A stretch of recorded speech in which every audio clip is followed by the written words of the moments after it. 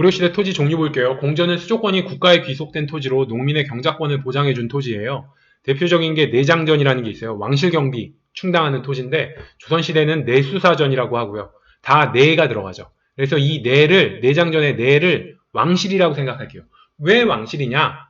왕실은 가장 내밀한 곳이에요. 아무나 접근할 수가 없죠. 그래서 가장 안쪽에 있는 가장 내밀한 곳. 그래서 내를 안쪽을 내라고 그러잖아요. 안내. 그래서 왕실이 가장 안쪽에 있어. 누구든 침입을 불가하게 하기 위해서 안쪽에 있으니까 내를 연상하셔서 내장전의 내는 왕실. 이런 식으로 연결을 하시면은 내장전 하면 왕실 경비 충당. 조선시대 내수사전도 내가 있으니까 왕실 경비. 이런 식으로 연결하시면 돼요.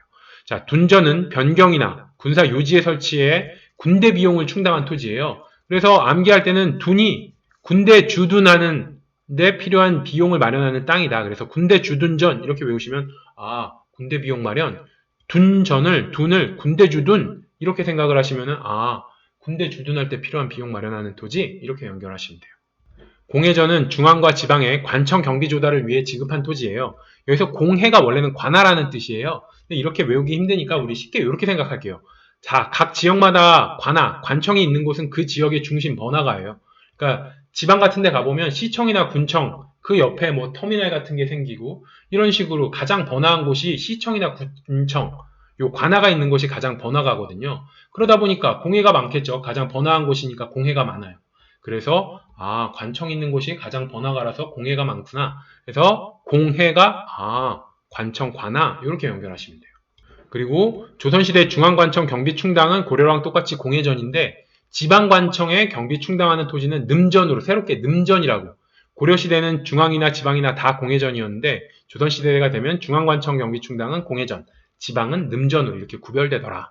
그리고 적전은 왕이 경작하는 토지예요. 그래서 적전을 우리 왕이 경작하기 적절한 토지, 적절한 땅이다. 이렇게 생각을 할게요. 왕이 시범 케이스로 농사를 짓는데 엄청 척박한 땅을 줘서 왕이 경작을 해도 작물이 안 자라. 이런 왕의 체면이 말이 아니잖아요. 그러니까 왕이 적당히 그냥 이렇게 경작을 해도 작물이 쑥쑥 자랄 수 있는 적당한 땅을 줬다. 그래서 적전이 적당한 땅이다. 이렇게 생각을 하셔서 적전은 왕이 경작하기에 적절한 땅 이렇게 연결하시고요. 반대말에 진전이라는 게 있어요. 척박한 토지예요. 진전. 그래서 진전을 토지 비옥도 경쟁, 토지끼리 비옥도 경쟁을 했는데 거기서 경쟁에서 진 토지, 경쟁에서 졌으니까 척박한 토지가 되겠죠. 그래서 진전을 경쟁에서 진 토지, 그러니까 경쟁에서 졌으니까 척박한 토지다 이렇게 생각하세요. 그리고 학전은 말 그대로 배울 학이 있으니까 학교해준 토지예요.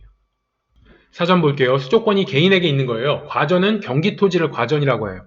그래서 모든 문무 관리에게 지급했고 원칙적으로 세습이 불가합니다. 우리가 알고 있는 과전법, 이게 바로 경기지방 토지를 대상으로 해서 문무 관리들에게 지급해 준 거죠. 그래서 과전하면 경기 토지 이렇게 생각하시면 되고요.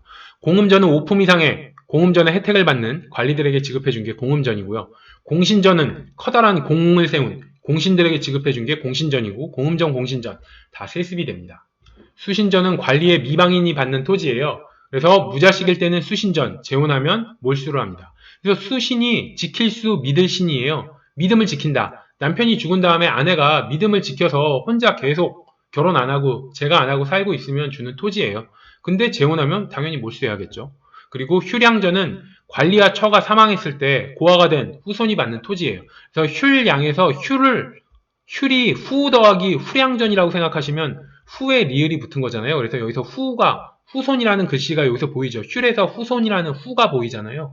그래서 후손이 받는 토지다 이렇게 생각하셔도 되고 원래 한자가 휼이 구휼하다 할 때 휼이고 양이 기를 양이에요. 그러니까 아버지, 처 다 죽으니까 고아가 돼서 이 고아를 구휼하기 위해서 주는 땅이 휴량전이다. 이렇게 생각을 하셔서 후손에게 준 토지다. 휴량전에서 후자만 모이면 후손이 받는 토지 이렇게 연결하시면 돼요. 군인전, 중앙군에게 군역의 대가로 지급한 토지고요. 군역이 세습됨에 따라서 자손에게 세습이 되는 특징이 있어요. 그래서 군인이나 향리는 직역 담당자가 사망하면 그 역을 대신하는 사람이 토지를 인계받는데 주로 그 자손이 아들이 그 역을 대신 이어받기 때문에 세습이 된다. 이렇게 생각하시면 돼요. 외역전은 지방 바깥에서 역할을 맡은, 그래서 향리를 말하는 거예요. 향리가 지방에서 실무 역할을 맡은 사람이잖아요. 그래서 향리에게 향역, 맡은 역할에 대한 대가로 주는 토지고 이 향직이 세습됨에 따라서 세습이 됩니다. 그래서 군인전과 외역전은 업무가 세습될 경우에는 토지도 세습된다. 우리 공신전이나 공음전은 워낙 고위간직이라서 그냥 자동방으로 세습이 되는 거고, 군인전이나 외역전은 하급 관리들이에요. 그러니까 그 맡은 역할이 아들에게 세습이 되면은 땅도 당연히 그 아들이 그 맡은 일을 이어서 하니까 땅도 그대로 줘야겠죠? 그런 의미에서 세습이 되더라. 한인전, 유품 이하 하급 관료의 자제로서 관직에 오르지 못한 사람에게 지급한 토지예요. 관직에 오르지 못한 사람, 한가한 사람이죠. 그래서 한가한 사람을 한인이라고 생각하세요. 그러니까 하위직 자제로, 그러니까 고위직이면 그나마 세습되는 토지라도 있을 텐데, 하위직 자제면은 세습되는 토지도 없는데 아들이 관직에 오르지도 못했어. 그럼 불쌍하니까 한가한 사람에게 준 토지가 한인전이다. 구분전은 하급 관료와 군인의 유가족에게 준 토지예요. 그래서 구분전에서 구를 입구라고 생각을 하셔서, 자, 살아갈 길이 막막한, 그래서 입만 남아있는 거예요. 먹을 건 없고 입만 있는 그런 유가족에게 지급해줬다. 그러니까 하급 관료나 군인이나 다 낮은 벼슬을 하는 사람인데, 이 낮은 벼슬을 하는 사람이 죽었어. 그러니까 남겨진 유가족이 얼마나 먹을 길이 생계가 막막하겠어요. 그래서 입만, 이제 남은 음식을 먹어야 되는 입만 남아있는, 그러니까 불쌍한 유가족들에게 지급했다. 이렇게 생각하세요. 자, 별사전은 승려 개인에게 지급한 토지고요. 혹은 지리업자에게 준 토지입니다. 그래서 별사를 별도로 주다. 그래서 고려시대 승려는 엄청나게 대우를 받았잖아요. 고려는 불교의 나라라고 해도 되니까. 그래서 별사전을 그냥 별도로 줬다. 그래서 승려 개인에게 별도로 땅을 줬다. 이렇게 생각하셔서 고려시대는 승려가 이제 우대를 받았기 때문에 별도로 땅을 받았다. 그래서 별도로 준 토지, 승려에게 별도로 준 토지가 별사전이다. 근데 조선시대도 별사전이 있는데 이때 별사전은 준공신에게 지급한 토지를 별사전이라고 합니다. 사원전은 말 그대로 사찰, 사원해 준 토지고요. 민전은 매매, 상속, 기증, 임대 가능한 사유지예요. 그래서 소유권을 보장해줬고 함부로 뺏지 못했어요. 그래서 수확량의 10분의 1을 조세로 납품을 했습니다. 무산계 전시는 무산계에게 지급한 전시과다 해서 무산계 전시라고 해요. 그럼 무산계가 뭐냐? 자, 고려시대 문산계랑 무산계가 있어요. 문산계는 문무관료, 그러니까 뭐 글 쓰는 문무나 장군 같은 무관, 이 사람들도 다 문산계에 해당되고요. 무산계는 귀화한 여진 추장, 탐라 왕족, 이런 사람들을 무산계로 별도로 뺐어요. 그러니까 이런 사람들에게 준 땅을 무산계 전시라고 해요.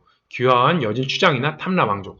조선시대에는 문반, 무반 하면은 문반이 문신이고 무반은 장군이잖아요. 근데 고려시대는 문산계에 무관도 들어가더라. 그리고 무산계는 뭐 그러니까 고려 사람 외에 귀화한 여진 추장이나 탐라 왕족이나 지역, 지방에서 있는 사람들을 무산계로 몰았다. 이렇게 생각하시면 돼요.